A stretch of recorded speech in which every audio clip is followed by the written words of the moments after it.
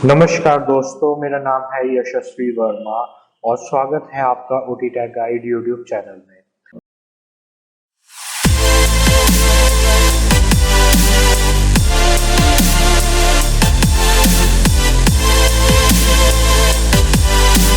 आज के इस वीडियो के माध्यम से मैं आपको एक अपडेट देना चाहूँगा कि सेंट्रल गवर्नमेंट के द्वारा बहुत सारी वैकेंसीज निकाली गई हैं और ये वीडियो उनके लिए बहुत ज़्यादा इम्पोर्टेंट होने वाला है जिनके पास ओटी में काम करने का एक्सपीरियंस है कम से कम 1 साल का। आपके पास यदि डिग्री है और 1 साल का एक्सपीरियंस है तो बहुत बढ़िया। अगर आपके पास डिप्लोमा है और 1 साल का एक्सपीरियंस है तब भी आप अप्लाई कर सकते हैं। और यदि आपके पास ना कोई डिग्री है ना कोई डिप्लोमा है, बस आपके पास अगर ओटी में काम करने का 1 साल का एक्सपीरियंस है, तब भी आप इन पोस्टों के लिए अप्लाई कर सकते हैं।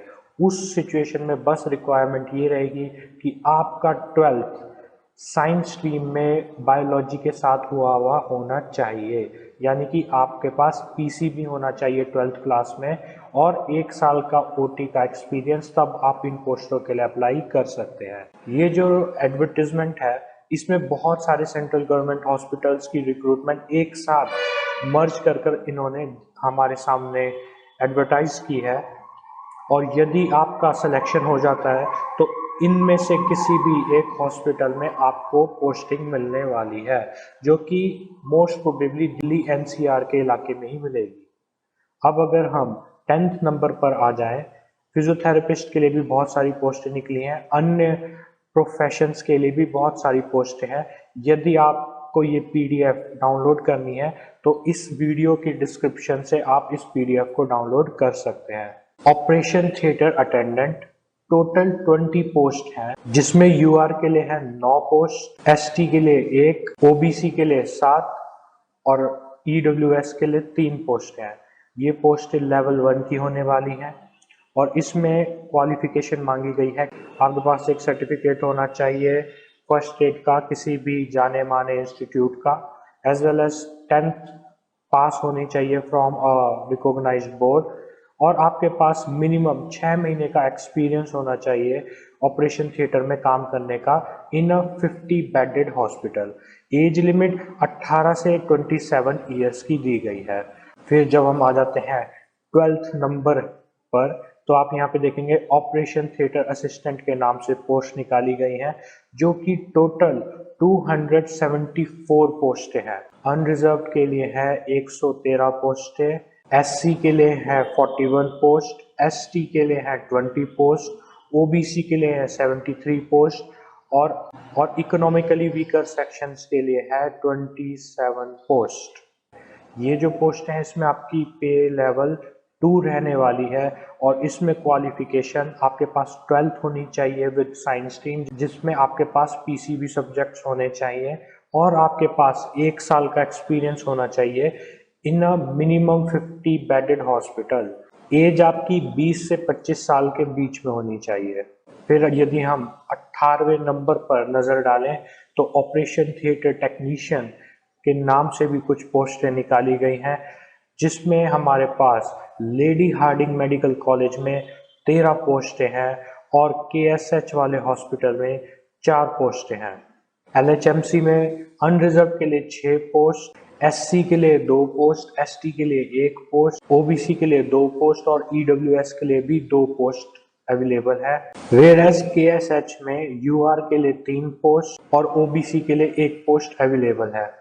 लेवल 4 की पे रहने वाली है। क्वालिफिकेशन की यदि बात करें तो आपके पास वही 12th पीसीबी के साथ होना जरूरी है और आपके पास किसी भी रिकॉग्नाइज्ड बोर्ड, इंस्टीट्यूट या यूनिवर्सिटी के द्वारा दिया गया सर्टिफिकेट या डिप्लोमा होना जरूरी है और आपके पास कम से कम 1 साल का एक्सपीरियंस होना चाहिए किसी भी 50 बेडेड हॉस्पिटल में काम करने का।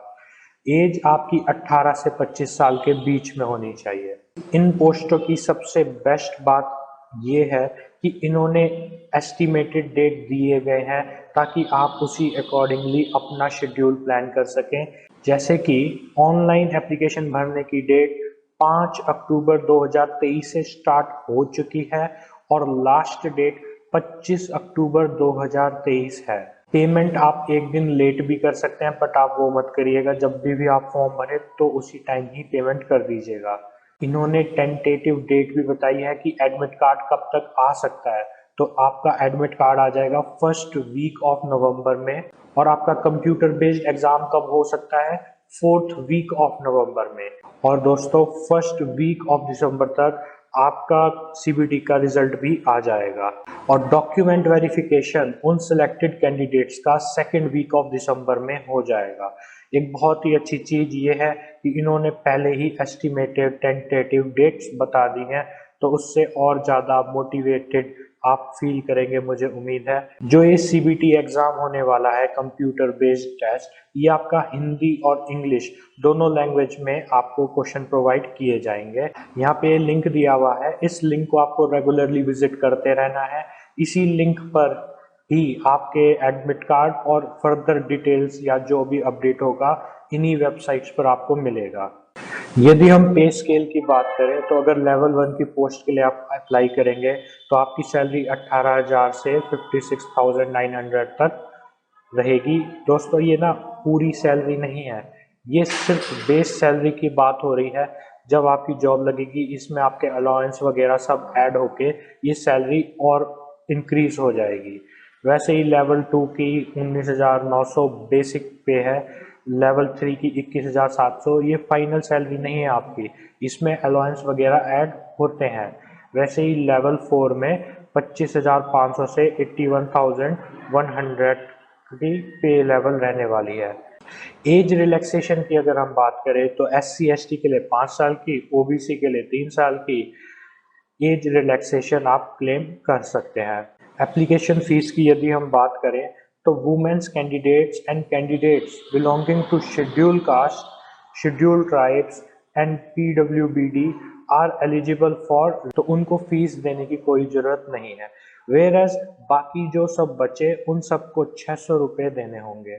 सीबीटी एग्जामिनेशन के centre Delhi and NCR region में ही आपको मिलेंगे। स्कीम ऑफ एग्जामिनेशन की यदि हम बात करें तो टोटल 60 क्वेश्चंस आपको दिए जाएंगे और एक क्वेश्चन की वैल्यू होगी 4 मार्क्स की। यदि आपका एक क्वेश्चन करेक्ट होता है तो आपको 4 मार्क्स मिलेंगे।